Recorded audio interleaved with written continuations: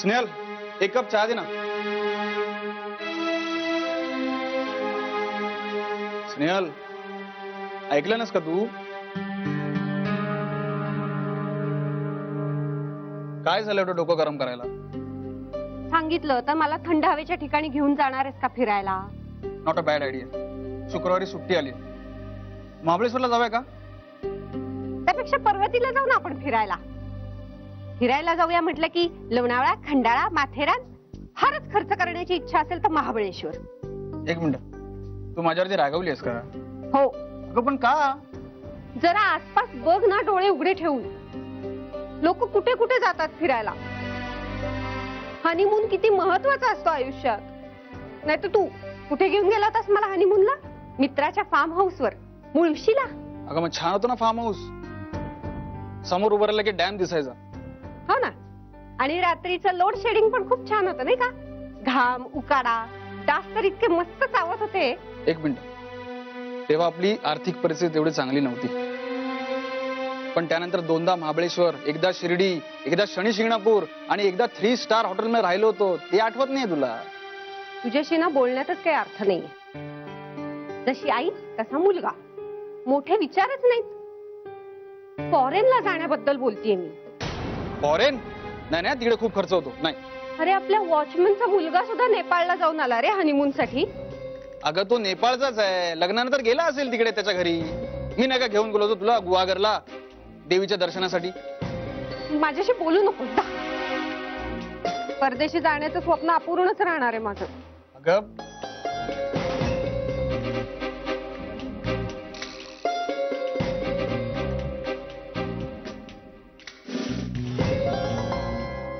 ठीक आहे, तू ठरव, आपण जाऊया पुढच्या महिन्यात.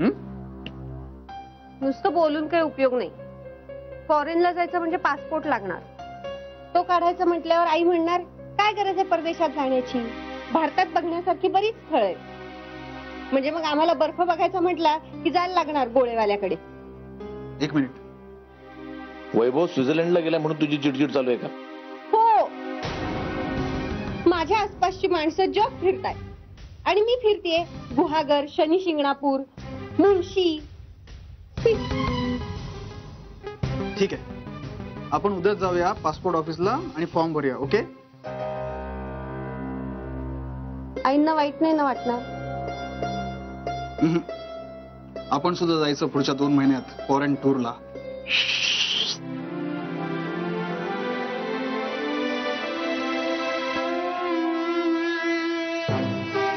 चला, यांची निघाली टूर. आता कुलकर्णी वहिनीला लागणार हुरहुर.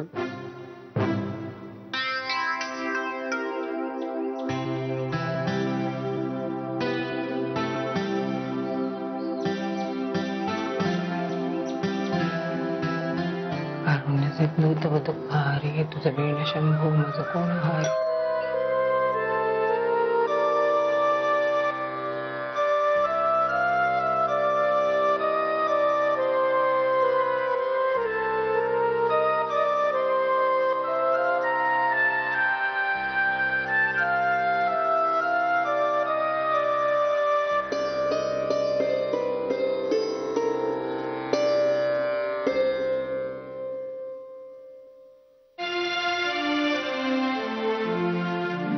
सुप्रभात मिसेस लिमये. मी आठवय हो. आज एकच बेल वाजवलीत ना, त्यामुळे लक्षात नाही आलं माझ्या. वयोमानाप्रमाणे होतं असतं कधी कधी. लगेच ओळ काढायला नकोय. पूजेत होते म्हणून कळलं नाही मला. अगं म्हणूनच तर नाही वाजवली. ए रिमा रिमा रिमा, काय हो? हे बघ हे बघ.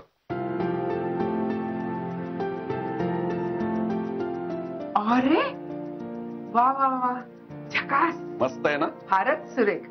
लावून टाकूया. लावा लावा, खरंच लावा.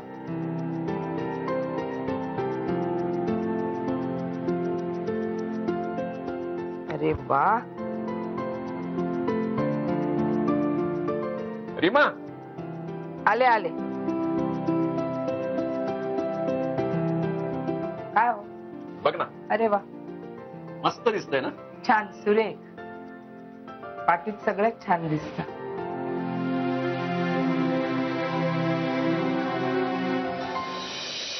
अहो हा. मीराताईंना साडी दिलीत ना तुम्ही?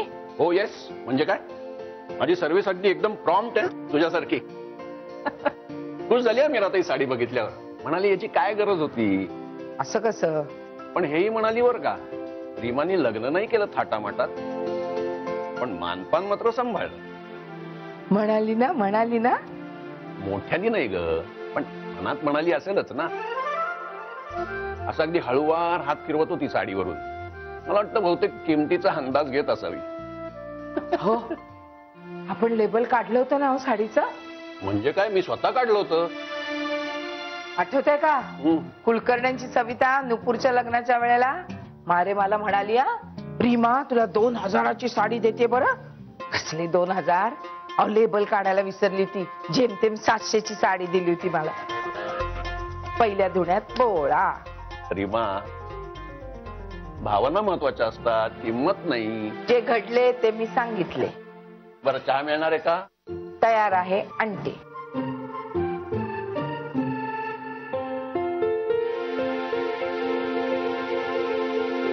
वैभव लिमये, वैभव. अरे वा. रीमा, पाहिलंस का?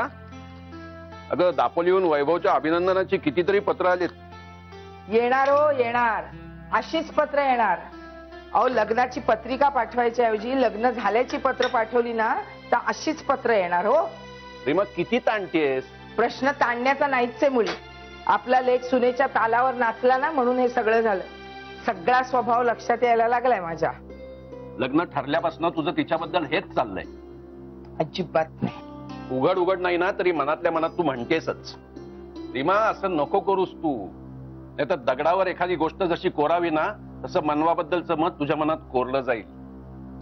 अगं वाईट सून नाही मिळालेली आपल्याला. तिला जरा समजून घे. मी तिला वाईट म्हणत नाहीये, पण ते दोघं कसे सगळं मनात ठेवतात ना त्याचा त्रास होतो मला. आता घेतलं असतं आपल्याला दोघांना विश्वासात तर काय विरोध करणार होतो का आपण? अगं तू जरा शांत हो. शांतच आहे. मला माहिती आहे आता आमच्यासारख्या बायका राहिलेल्याच नाहीयेत. 5 वारी नेसणाऱ्या पण मनात 9 वारी जपणाऱ्या. वा, किती छान बोलतीस ग रीमा तू. आणि बोलणारच म्हणा. मला ना कधी कधी विसरायलाच होतं तू सुद्धा एक शिक्षिकाच होतीस.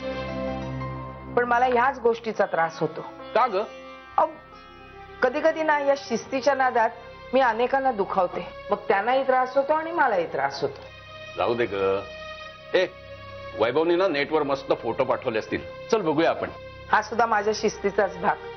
फोनचे पैसे वाचावेत म्हणून त्याच्या पाठीमागे मीच हा उद्योग लावून दिला. चला, बेटर नेट दॅन नेव्हर. वा वा वा मिसेस लिमये, हा सुपर होता. माझे विनोद चांगलेच असतात. चला आता स्वेटर घाला. स्वित्झर्लंडच्या सफारीला जायचंय ना आपल्याला. चला प्लीज, आता मी 4थ्यांदा दाखवते तुम्हाला फोटो. आता तरी फायनल करा. हे बघा, हे लुझन जिथे ते 2 जण राहिले होते. नंतर ते गेले इंटरकालेनला. आणि हे ते माउंट टिटलीज जिथे आपण त्यांना सिनेमातल्या सारखं गाणं गाताना पाहिलं होतं. आणि हे असेल झ्युरिक जिथे विमान उतरेल. अरे बोला बोला, काहीतरी बोला. ते स्वित्झर्लंडचे फोटो बघितल्यापासून सगळे हुडहुडी भरल्यासारखे शांत झालेत. फॉरेनचे फोटो काही आम्ही पहिल्यांदाच नाही बघत आहोत. हो, पण इतके दिवस त्या फोटोत आपल्या सोसायटीचं कोणीच नव्हतं ना. अरे आपण जमलोय कशासाठी, आपलं चाललंय काय, आपल्याला ते फोटो आवडले म्हणून आपण तिथे ट्रिप काढायचं ठरलंय ना. हो ना. अगं म्हणून तर आपण रीमाला इथे बोलवलंय की नाही. हो, पण तिचा पत्ता आहे कुठे? हो ग. हे बघ, ती काही येणार नाही. स्नेहल, तू सांग पुढे. का त्या का नाही येणार? नाही हं, रीमा काकू तशा नाहीये. तुला काय माहिती का तिच्याबद्दल? आम्हाला जास्ती माहिती तिच्याबद्दल का तुला? आता तर काय स्विस आयलंडच्या 7 बाराचा उतारा आपल्या नावावर असल्यासारखंच मिरवत राहील. आई, स्विस आयलंड नाही, स्वित्झर्लंड. तेच ते ग काय ते. फोटो तर अगदी अशा तोऱ्यात मिरवत होती जसं काय ते स्विस आयलंड मध्ये बसून 7च्या बातम्याच देते. आता स्विस एअरलाईनची सगळी तिकीट लिमा यांच्याच घरातनं बुक होतात का नाही बघा तुम्ही. पण आपण जायचं ठरवलं तर तिकीट किती असेल ग? ते आपण कसं जाणार आहोत त्याच्यावर अवलंबून आहे. हा हा. प्लेनने जाऊया हो, ट्रेन बिनने नको. खूप दिवस लागतील. तुला सांगते सुहास, अगं मागे वैष्णोदेवीला गेले होते ना, 3 दिवस लागले होते. हो आई, तिथे फक्त प्लेननीच जाता येतं. हो का? बर, पुढे सांग. आपण कसे जाणार? इकॉनॉमी, बिझनेस क्लास का फर्स्ट क्लास? फर्स्ट क्लासचं काय असेल तिकीट साधारण? एक मिनिट. फर्स्ट क्लास असेल 3 लाख. बापरे, 3 लाख. नको नको, तू आपल्या इकॉनॉमीच बघ. इकॉनॉमी 60,000. हा, हे ठीक आहे ना. हो ना. म्हणजे बघ, प्रत्येकी 10-10 हजार रुपये खर्च येईल. एकदम स्वस्त. आई, प्रत्येकी 10,000 नाही, प्रत्येकी 60,000. बापरे.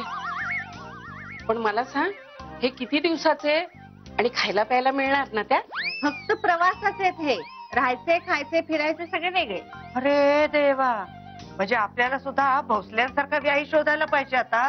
1 मिनिट, हे काय चाललंय तुमचं? आता म्हणजे काय? मला सांगा, तुम्हाला कशासाठी जायचंय तिकडं? म्हणजे तुम्हाला ते आवडलंय म्हणून जायचंय का ते गेलेत म्हणून जायचंय? आपल्याला किती आनंद मिळेल यापेक्षा त्यांना किती आनंद मिळाला यावरच जास्त बोलतोय आपण. पण हा अनाठाई हट्ट सोडा आता. पाहिलेले फोटो छान होते, आपल्याला ते आवडलेही. दिसणारी किंवा आवडणारी प्रत्येक गोष्ट आपण घेतोच असं नाही. काही गोष्टी पाहूनच जास्त आनंद होतो. तसा तो या फोटोतून सुद्धा मिळाला असता. पण केव्हा? जिमयांचा मुलगा किंवा सून या फोटोत नसते तर. सानेंचं म्हणणं पटतंय मलाही. नाही, बरोबर आहे तुमचं. पण आपण या ट्रिपला जायचंच.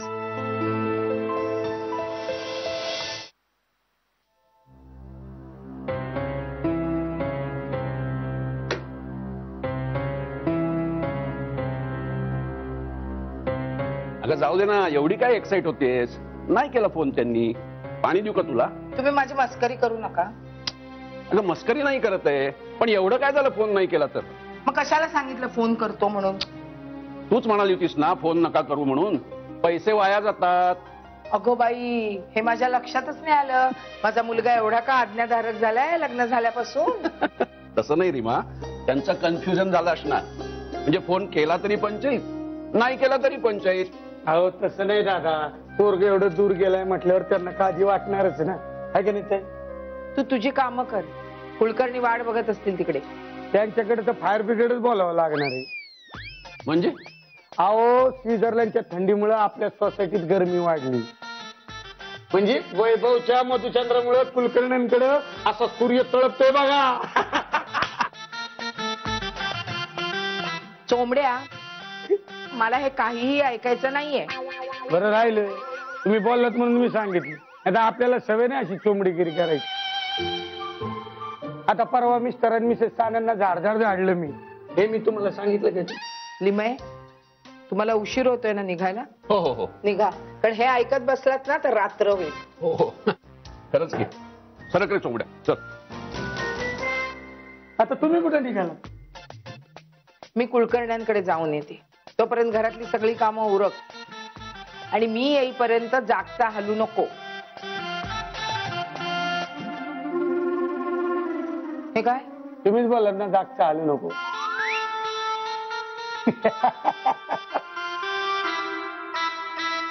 काहीच कळलं नाही.